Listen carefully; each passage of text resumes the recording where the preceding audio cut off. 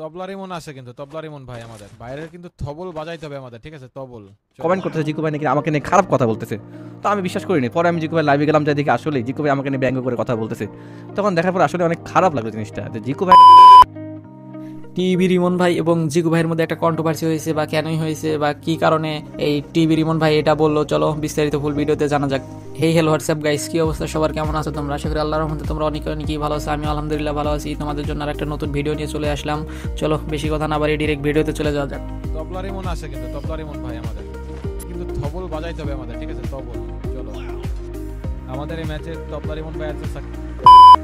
চলো এবার আসা যাক তাদের মধ্যে কি হয়েছিল। তাদের মধ্যে হয়েছিল বলতে যে জিকু ভাই লাইভে থাকাকালীন রাত্রে গেম খেলতেছিল এবং টিভি রিমনও লাইভে থাকাকালীন রাত্রে গেম খেলতেছিল।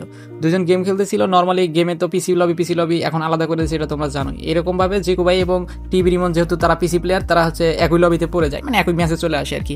চলে আসার পর তখন জিকু ভাই লাইভে থাকাকালীন বলতেছিল যে তোমাদের একটা ক্লিপ দেখাইলাম যে তবলা রিমন পড়ছে কি ড্রাম বাবা পড়ছে, এরকম কটাক্ষ করে টিভি রিমনকে বলতেছিল। আর টিভি রিমন তো তখন ওটা লাইভ স্ট্রিম দেখে নাই বা দেখে নাই, ওটা হচ্ছে সে তার হচ্ছে কিছু অডিয়েন্স থাকে, তার অডিয়েন্স লাইভে কমেন্ট করছিল যে ভাই দেখেন আপনারা জিকু ভাই আপনারে নিয়ে কটাক্ষ করে কথা বলতেছে বা আপনারে এইভাবে বলতেছে আর কি। তখন আসলে টিভি রিমন তখন বিশ্বাস করতে পারে নাই যে আসলে এটা বলছে কিনা, যে আসলে কি হয়েছে। পরবর্তীতে সে লাইভে গিয়ে দেখে যে আসলে এইভাবে সে বলতেছে যে জিকু ভাই এইভাবে বলতেছে যে টিভি রিমন পড়ছে বা তবলা রিমন পড়ছে, তার তবল বাজাইতে হবে, এরকম করে বলছে আর কি। তখন এটা দেখার পর হয়তো টিভি রিমন ভাইয়ের একটু খারাপ লাগে আর কি। টিভি রিমনের খারাপ লাগে যে আসলে একসাথে খেলছি এক টাইমে এরকমভাবে এখন এটা বলতেছে। আসলে টিভি রিমন ভাইও দেখতেছে যে আমি তো কখনো তা খারাপভাবে কখনো বলিনি বা আমি করিনি। তার কাছ থেকে যে এক্সপেকটেশন, যে তার থেকে একটা আশা যে সে কখনো আমাকে হয়তো এরকমভাবে বলবে না, হয়তো বলবে যে টিভি রিমন ভাই আসছে ওনাকে মারতে হবে কি হ্যান কি তেন। আর সে লাইভে বসে তার হচ্ছে এইভাবে বলতেছে, সেই জন্য আসলে টিভি রিমন ভাইয়ের আসলে খারাপ লাগে। টিভি রিমন ভাইয়ের খারাপ লাগার কারণে হয়তো দেখো টিভি রিমন ভাই আসলে গেমে অতটা অ্যাক্টিভ না, মানে এগুলা বলতেছে। আচ্ছা চলো দেখো টিভি রিমন ভাই কি বলে, তার মুখ থেকে শোনো। জিকু ভাই যাকে আমি আসলে অনেক পছন্দ করি, তাকে কি বলবো, আর তার সাথে আমার অনেক দিনের সম্পর্ক, অনেক আগে থেকে পরিচয়। হ্যাঁ, কথা হয় না এখন, অনেক আগের মতো কথা হয় না। আগে কিন্তু একসময় গেমও প্লে করেছি। তো ভাই এই মুহূর্তে তিনি অনেক বড় মাপের ইউটিউবার, তার ওয়াচিং অনেক ভালো থাকে। আমি আসলে এই গেমে কিন্তু তেমন মানে অ্যাক্টিভ না, ইনঅ্যাক্টিভ। আমি লাস্ট 3 মাসে কয়টা ভিডিও ছাড়ছি তাও জানি না। দেখলে হয়তো বুঝবেন একটা রিলস ছাড়ছি, ভিডিও তো ছাড়ি নাই। আর মাঝে মাঝে রাতের বেলা এসে 2-3 ঘন্টা লাইভ করি, জাস্ট আমাদের যে আমার গেমের যে সার্কেলটা রয়েছে তার সাথে আড্ডা দেওয়ার জন্য আর কি, তার পেছে কিছু না। তো জিকু ভাই একটা ভিভিএস প্লেয়ার, তাকে আমি আসলে অনেক ভালোভাবে দেখি, সম্মান করি। ম্যাচের ভিতরে পড়লে সবসময় তাকে জিকু ভাই বলে দেখি, জিকু ভাই পড়ছে, ভিভিএস পড়ছে সবসময়, কিন্তু ভাই কখনোই তাকে নিয়ে কখনো খারাপ ব্যবহার মানে কথা বলি নাই। বাট জিকু ভাই আজকে না ইদানিং ম্যাচে রেগুলারই পড়ে। তো আজকে আমি যখন লাইভ শেষ করতেছিলাম তখন অনেকে এসে আমার কমেন্ট করতেছে জিকু ভাই নাকি আমাকে নিয়ে খারাপ কথা বলতেছে। তো আমি বিশ্বাস করিনি। পরে আমি জিকু ভাই লাইভে গেলাম, যাই দেখি আসলে জিকু ভাই আমাকে নিয়ে ব্যঙ্গ করে কথা বলতেছে।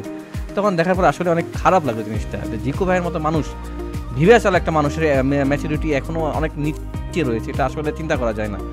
এটা 9 বছরের বাচ্চারা হয় বললে ভাবা যায় যে 9 বছরের বাচ্চা কাচ্চা যারা আছে তারা না বুঝে অনেক কিছু বলতে পারে।